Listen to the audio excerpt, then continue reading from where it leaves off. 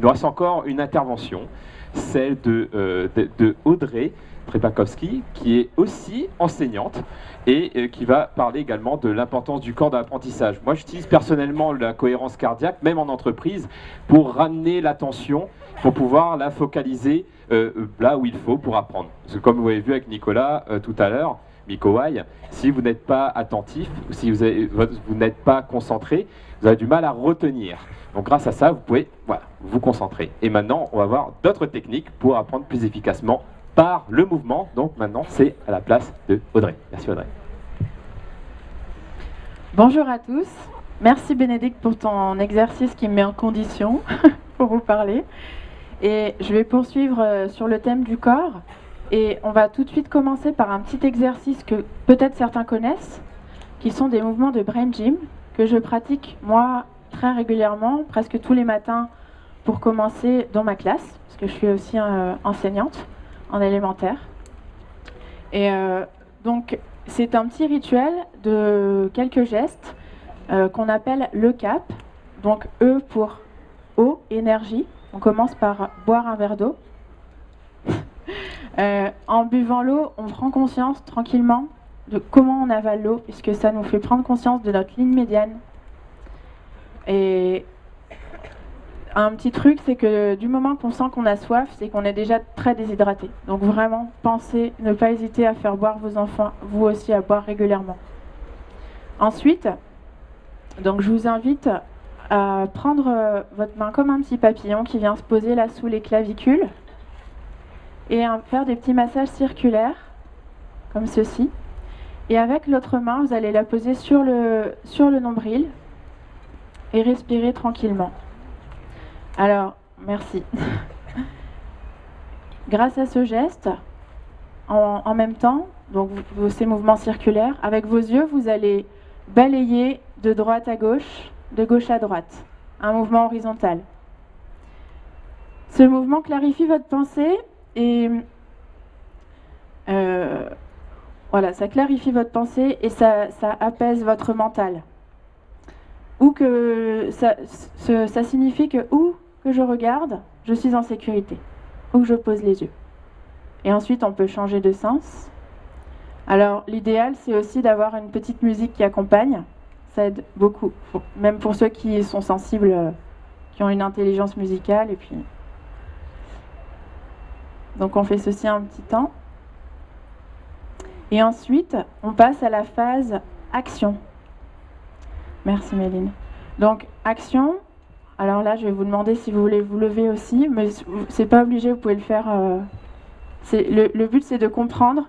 On va faire des mouvements croisés.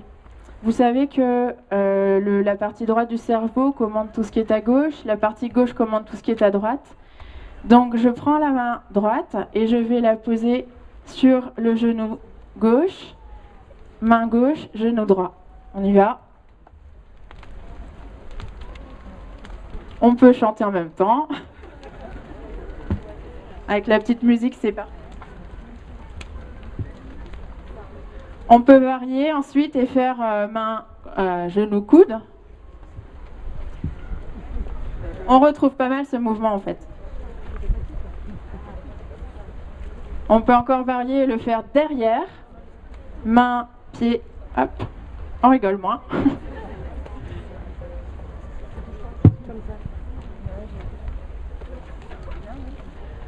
Voilà, donc c'est pas évident, mais on va revenir après sur l'impact de ces mouvements.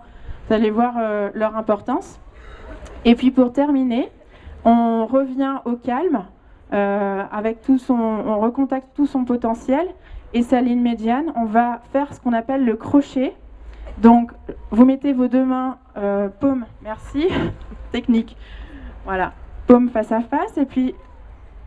Ah mais oui, mais voilà, la fin n'est pas la même. Voilà, et vous allez croiser les mains et les pieds, comme ceci, les bras, les doigts, et ramener vers le cœur. Si c'est compliqué, pour certains enfants, c'est très difficile ce mouvement, vous pouvez simplement mettre les mains comme ceci, et le bout de la langue sur le palais, et respirer tranquillement.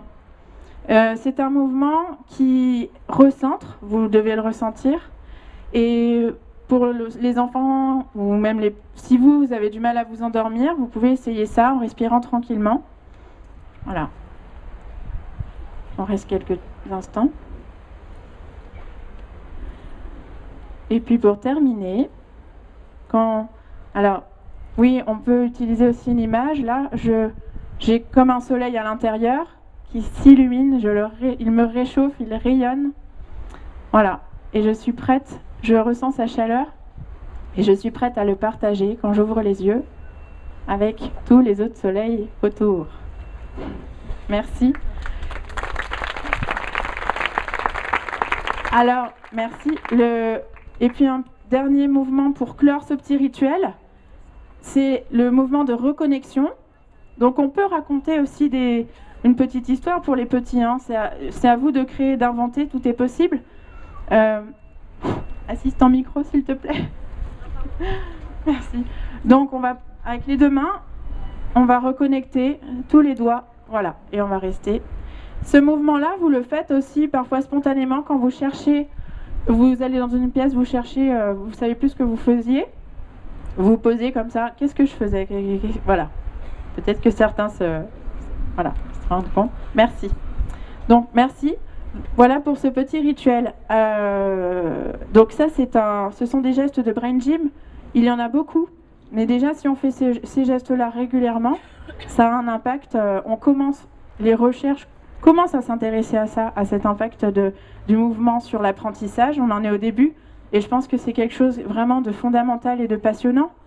Dans un monde où la dimension masculine, l'intellect domine, et tout ce qui touche à une dimension plus féminine, un peu plus féminin, à savoir le corps, l'intuition. Voilà, il faut redonner ces lettres de noblesse au corps, à l'émotion aussi, et qui en plus va permettre à l'intellect de retrouver ces lettres de noblesse aussi. C'est vraiment deux polarités fondamentales auxquelles qu'il faut rééquilibrer, retrouver l'harmonie. Par rapport au mouvement, lorsque vous fermez les yeux, si vous mettez votre main devant vous, comme ça, la paume vers le bas, et que vous la retournez, paume vers le ciel, vous êtes tous d'accord que vous ressentez votre mouvement. Comment vous le ressentez? Vous le ressentez de l'intérieur. De même, vous êtes capable d'amener une tasse à vos lèvres, les yeux fermés, et de boire une gorgée. Donc, on pourrait s'en tenir au sens corporel relié aux organes, à savoir la vue, l'odorat, l'ouïe, le toucher, mais le goût. Mais si on parle d'un sens comme d'une expérience intérieure, corporelle, le mouvement pourrait en faire partie. Et qui dit mouvement dit aussi équilibre, parce que quand on bouge, on fait une succession d'équilibres et de déséquilibres. C'est ce qu'on expérimente aussi avec les mouvements croisés. Ce sens du mouvement, en fait, vous qui êtes tous ici, vous l'expérimentez puisque vous êtes arrivés ici grâce à votre sens du mouvement. Quand je bouge, quelque part, c'est mon intention qui me guide. C'est quelque chose de l'extérieur qui m'appelle. Et si par exemple je fais un dessin, c'est mon intention qui va me guider plus que mes gestes les gestes en découlent. Voilà. Donc c'est vraiment un mouvement extérieur-intérieur.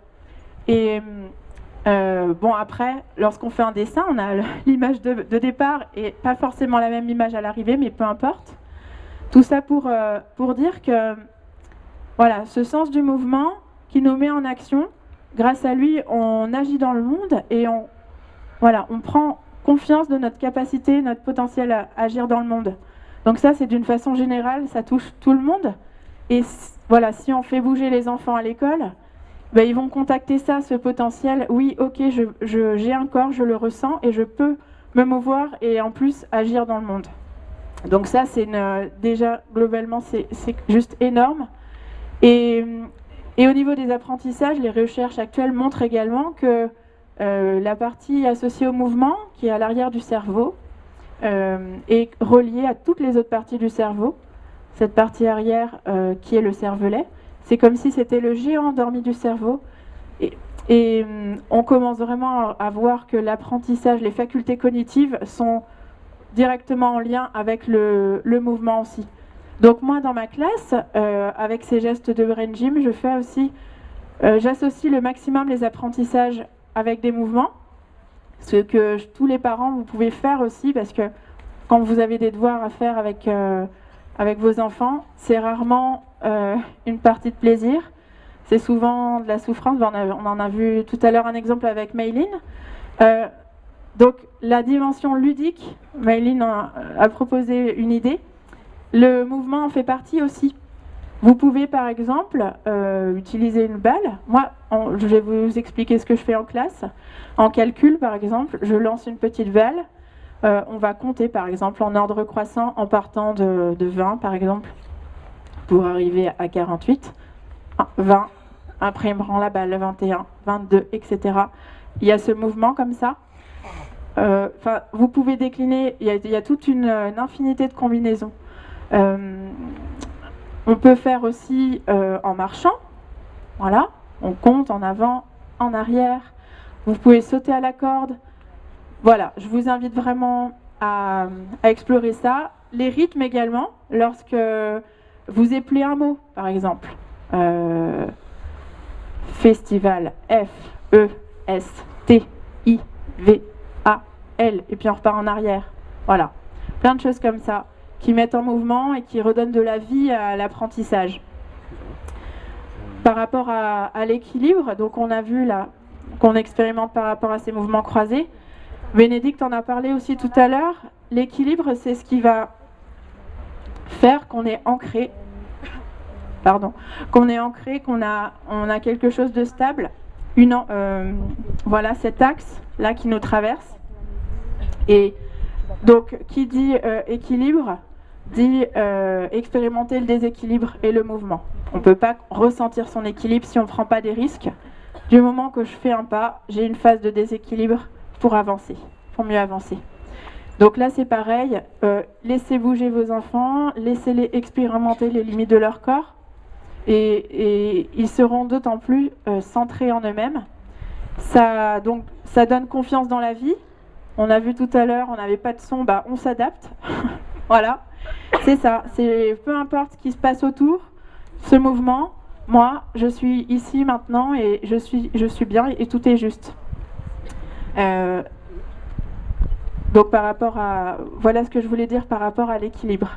Donc l'équilibre, vous pouvez aussi l'expérimenter en faisant marcher vos enfants sur une poutre, sur une ligne, en les faisant marcher en arrière, parce qu'on n'a pas la vision. Donc là, on est obligé d'être centré.